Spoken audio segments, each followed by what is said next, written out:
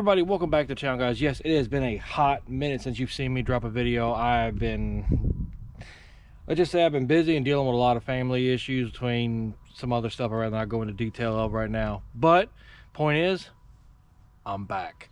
Anyway, guys, I want to give you a quick video of fleet update and what's going on with the blue car, what's changed, what's going on, what have you. So anyway, first off, my other daily driver, I had my 99 Explorer 2-door, served me well for almost 2 years. I let her go a couple months back to somebody that needed a better vehicle for him and his kids. So I kind of figured, like, you know what, he needs a good vehicle.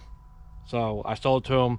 I figured, what am I gonna do? Well, after some wheeling and dealing, did some trading, did some money, put some money into it, this is what I ended up with. This is a 2002 Jeep Wrangler X Sport. So yes, this is the 4-liter manual transmission, soft top. We got a Dana 44 in the back. We got a Dana 30 up front. Not too happy about that, but they didn't make the Rubicon this year. It has been re-geared. It's got 410s in it. We got a mild rough country 2.5-inch lift, 33-inch tires. We do have an exhaust on it. It was too quiet, and in all honesty, if it's a manual, I want something with some sound. We have done some repairs and upgrades since I bought this, so I'll go over a quick thing of the repairs that were done first, then we'll get to the upgrades. So to get to the repairs, let's look under here. All right, and here we go. Like I said, it is the 4-liter straight 6 with a manual transmission, the NV3550. Sounds horrible, but it does really good. Repair wise, what I've had to do with this one, like first day I bought it, the complete cooling system has gotten overhauled. We're talking water pump, thermostat housing, hoses, radiator, fan, clutch, and flushed the block, flushed the heater core, flushed everything out. And so far, I did drop the temperature in the thermostat to a 180. And right now, when the temperatures will fall, and so far this winter, she hovers right on 185, 190 consistently. So I'm glad about that. Next thing that I had to get a full overhaul was the brake system. I went ahead and had to do brand new calipers, rotors, pads, brake lines, the whole 9 yards. And of course, you can also see some other upgrades in here, which I'll now start covering with you. We did go ahead, the things didn't have death wobble, but it started getting a shake. We got the rough country heavy duty ball joints, upper and lower. We did get the cab fab 1-ton crossover steering kit. Love that. And the axles, some people are gonna say this is a downgrade. I'm not planning on wheeling this truck very much. It's mostly gonna be trail riding and just getting to and from work. The factory U-joint axles that are in here had a lot of slop, were clicking, clacking, everything else. And I know how bad, if those things break or if a U-joint lets go, you're stuck right there until either you get towed home or you get somebody bringing you another axle. So I went with the CV axles. These are from a ZJ Grand Cherokee. Just look them up. I got these from O'Reilly's for 120 bucks for the pair, brand new, not reman. These are brand new. Just had to knock off the ABS tone rings. We did upgrade the lighting. The headlights were already in it when I bought it. I did upgrade and found a matching set of fog driving lights to put in it. Do got a pretty stout front bumper with a couple extra light hookups.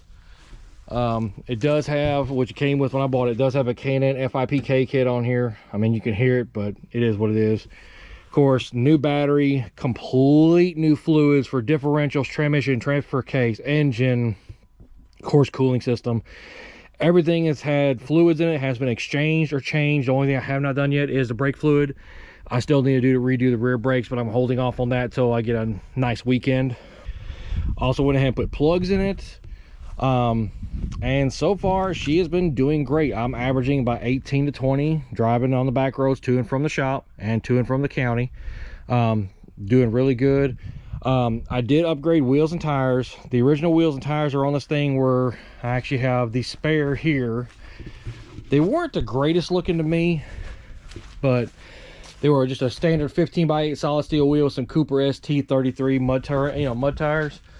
But they were war slap out, and I wanted a little bit wider stance on here, so like I said, I did 15x10s, and I found some used 33 1250 all-terrains that's tying me over. I actually ordered brand new tires for this thing. They have not arrived yet. FedEx and all their shenanigans taking forever to deliver something that I could have drove down to the 2 hours to the warehouse and picked them up myself. But it is what it is. What can we do? As far as the interior goes, very typical. I mean, like I said, it is a manual. It does have cruise. The former owner, he pulled out all the carpets and put in the bed mat stuff in here. Really like that. Seats are in good shape. I actually do have a rear seat, even though it's folded down right now. The soft top, as you can see, has seen better days. I'm gonna try and hopefully this one will hold till after springtime and hold up to it. I also did take off the spare tire carrier, because with this bumper, the tire was interfering. It was doing all kinds of weird stuff, so I just elected right now to remove it. I'll probably end up putting it back on with an adapter plate to raise it up some at a future date. I did change this bumper out to a hitch bumper, because what was on here is what they call just a Rusty's recovery plate. I mean, it worked really good, but I needed something to pull a small trailer, as I still pull my lawnmower and stuff like that around. So I found this locally and put this on, and of course put a trailer wiring harness in there with it. I do have the CB mount with my 5-foot fire stick. Yes, I know they say you don't have to have a 5, you can do a 4-foot as long as half it's above. I was like, go big or go home. So I put a 5-foot fire stick on here. The CB is actually back here in the back. I have to get a bracket and wire it in. But other than that, guys, it's been a really good driver so far. I mean, it's got a little bit older Kenwood radio, but it does have Bluetooth and Apple CarPlay. So I mean, all my sounds and music and everything all come through. It does have, which one thing I did like, it does have a Tuffy console. So this actually, when this thing locks, it actually locks.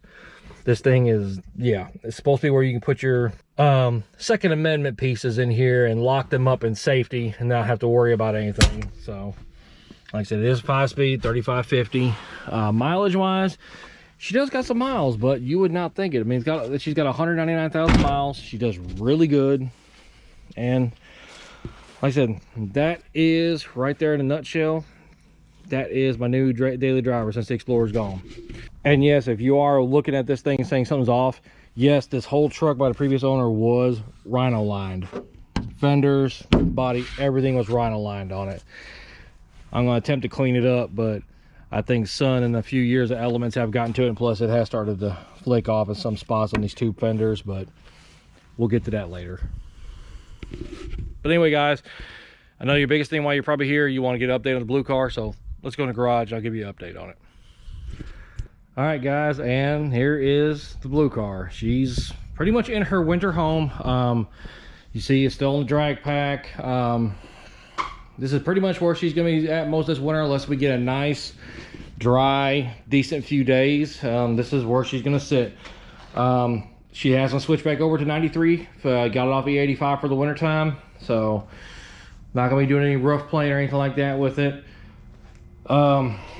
Everything else is as it was. I still have not had a chance to do the door cards. I ain't gonna lie, I've been lazy, dealing with a lot of stuff. So, but she is as she is right now. Blue leather, digital dash, performance pack cluster, gauge cluster, 8-inch screen, got my gauge. All that's still the same. As far as under the hood, it also is still the exact same as it was. Vortec V3 JT, fuel system, FIC 1000s, headers, full exhaust. She does really good. One thing I decided to do this winter, so I didn't kill another battery, I do have a battery tender hooked up to this thing now for the winter time to keep the battery up. So as of right now, she's in, like I said, she's in her winter home. Only couple things I have picked up are these pieces right here. I picked up a Vortec bell mouth and a blower guard. I'm going to try next spring.